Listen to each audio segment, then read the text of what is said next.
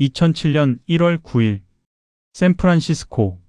스티브 잡스가 무대에 올랐습니다. 검은 터틀넥의 청바지. 오늘 애플은 세 가지 혁명적인 제품을 소개합니다. 청중 4,000명이 숨을 죽였습니다. 첫 번째, 와이드 스크린 아이팟. 두 번째, 혁명적인 휴대전화. 세 번째, 획기적인 인터넷 기기. 이제는 세 개가 아닌 하나입니다. 주머니에서 작은 기기를 꺼냈습니다. 아이폰이었습니다. 청중은 환호하고 기립박수가 터져 나왔습니다.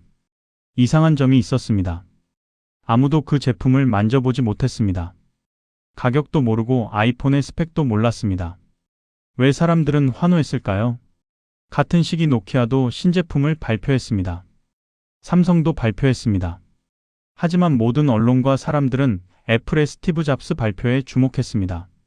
차이가 뭐였을까요? 비밀은 말하는 순서였습니다.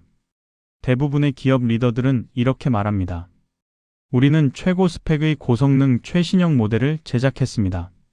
고성능 메모리, 고해상도, 보안 기능을 강화하였습니다.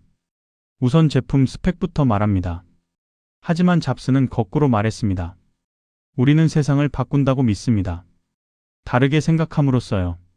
그래서 아름답게 디자인된 제품을 만듭니다. 목적부터 시작했습니다. 제품은 마지막이었습니다. 사람들은 무엇을 사는 게 아니라 왜를 삽니다.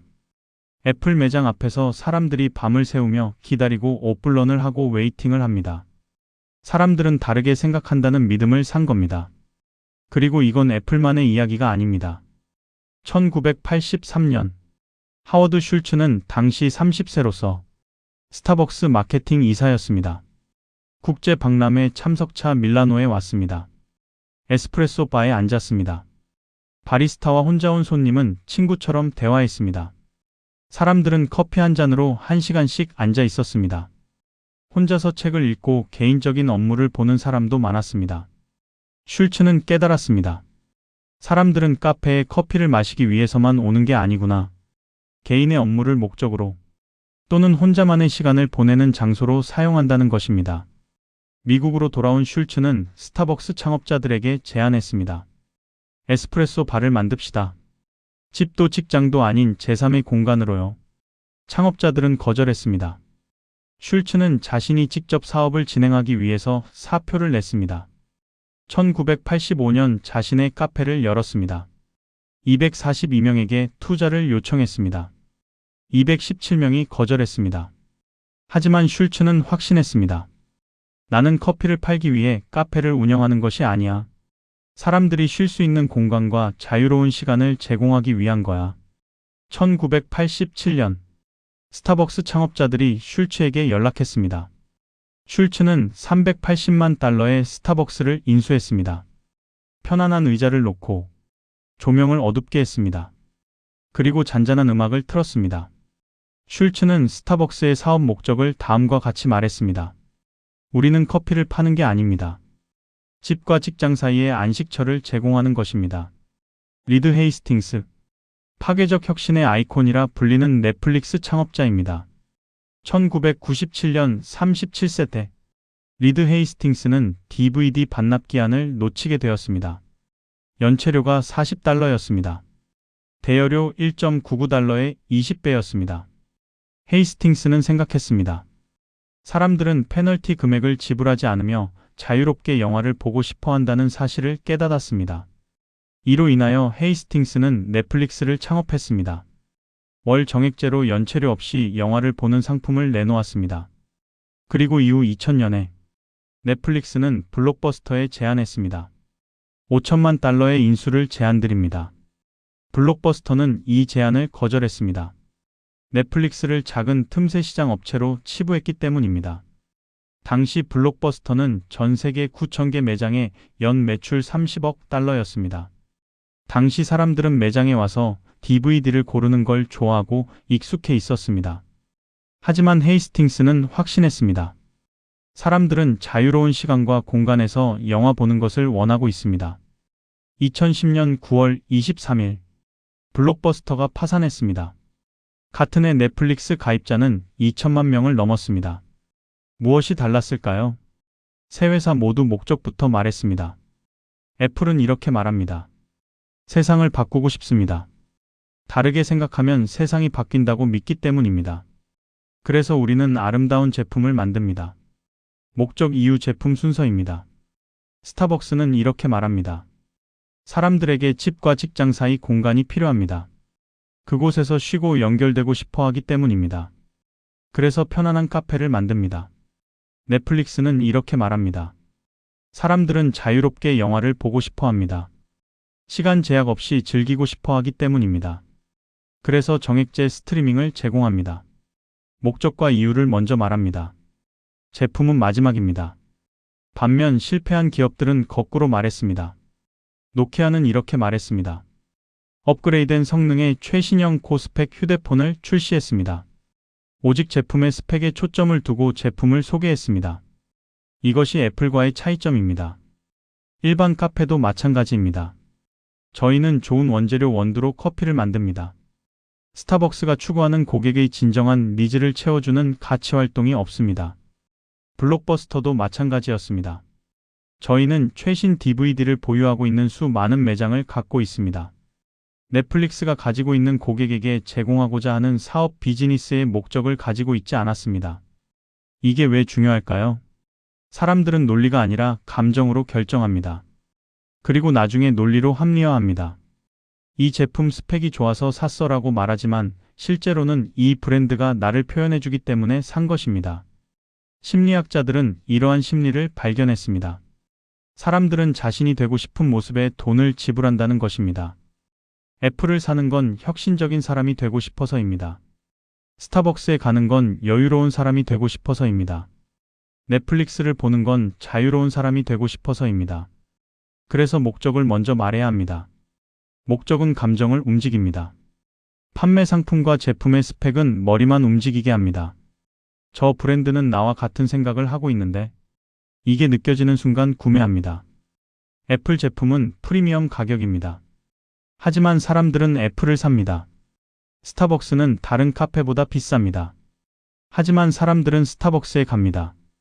넷플릭스도 저렴하지 않더라도 사람들은 넷플릭스를 봅니다. 제품을 사는 게 아닙니다. 자신이 되고 싶은 모습을 사는 겁니다.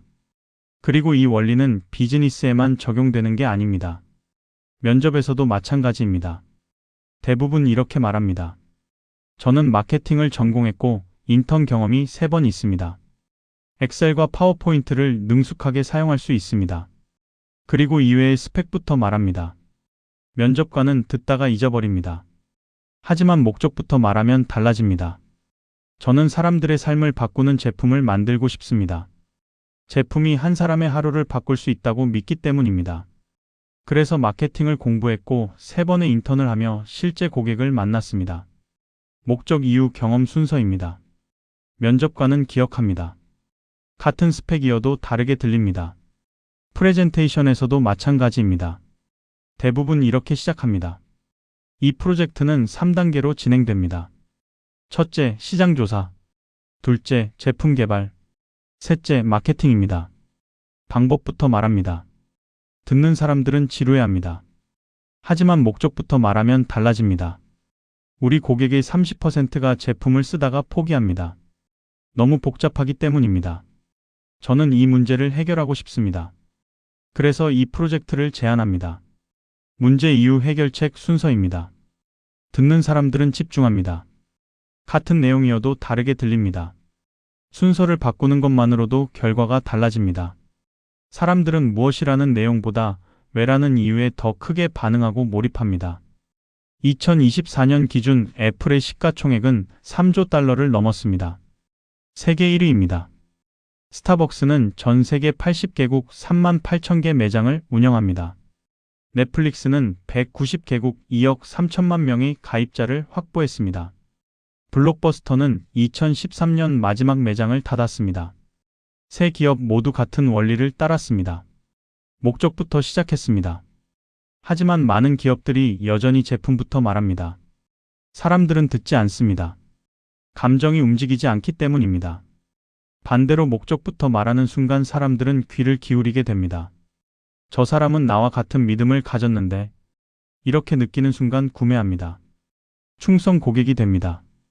실제로 애플 고객의 재구매율은 대략 70% 정도이며 브랜드 충성도는 70에서 80%대로 애플 사용자의 충성도는 높습니다. 스타벅스 고객의 월 평균 방문 횟수는 16회입니다. 거의 이틀에 한 번 갑니다. 넷플릭스 고객의 평균 구독 기간은 25개월 이상입니다. 2년 넘게 끊지 않습니다. 왜일까요? 판매 제품 자체를 뛰어넘는 제품의 목적에 공감했기 때문입니다. 잡스는 아이폰을 판 게 아닙니다. 다르게 생각하라는 믿음을 팔았습니다. 슐츠는 커피를 판 게 아닙니다. 나만의 시간이라는 경험을 팔았습니다. 헤이스팅스는 영화를 판 게 아닙니다. 자유롭게 즐기라는 가치를 팔았습니다. 사람들은 그 목적에 돈을 지불한 겁니다. 그런데 여기서 흥미로운 건 세 사람 모두 처음엔 거절당했다는 사실입니다. 잡스는 1985년 자신이 만든 애플에서 쫓겨났습니다. 슐츠는 242명 중 217명에게 투자를 거절당했습니다. 90%가 안 된다고 말했습니다. 헤이스팅스는 블록버스터에게 회사를 팔려다 거절당했습니다. 하지만 세 사람 모두 포기하지 않았습니다. 확신이 있었기 때문입니다. 사람들은 이걸 원해. 아직 모를 뿐이야. 그리고 결과는 역사가 증명했습니다. 잡스는 1997년 애플로 돌아왔고 회사를 세계 1위로 만들었습니다. 슐츠는 거절했던 217명을 모두 틀렸다는 걸 증명했습니다. 헤이스팅스는 자신을 비웃었던 블록버스터를 파산시켰습니다. 목적이 분명하면 제품은 따라옵니다. 당신이 다음에 무언가를 설명할 때 이걸 기억하시면 됩니다. 제품 또는 방법부터 말하지 않도록 합니다. 말을 시작할 때 목적부터 말하도록 합니다. 나는 이런 일을 합니다가 아니라 나는 이런 세상을 만들고 싶습니다. 그래서 이 일을 합니다. 우리 제품은 이런 기능이 있습니다가 아니라 우리는 이런 문제를 해결하고 싶습니다. 그래서 이 제품을 만들었습니다. 순서만 바꿔도 사람들이 듣기 시작합니다. 왜냐하면 사람들은 당신이 무엇을 하는지에는 관심 없기 때문입니다. 대중이 직관적으로 먼저 관심을 갖는 것은 왜입니다. 애플도, 스타벅스도, 넷플릭스도 이 순서를 따랐습니다. 당신도 할 수 있습니다. 오늘 영상이 좋았다면 구독과 좋아요 부탁드립니다.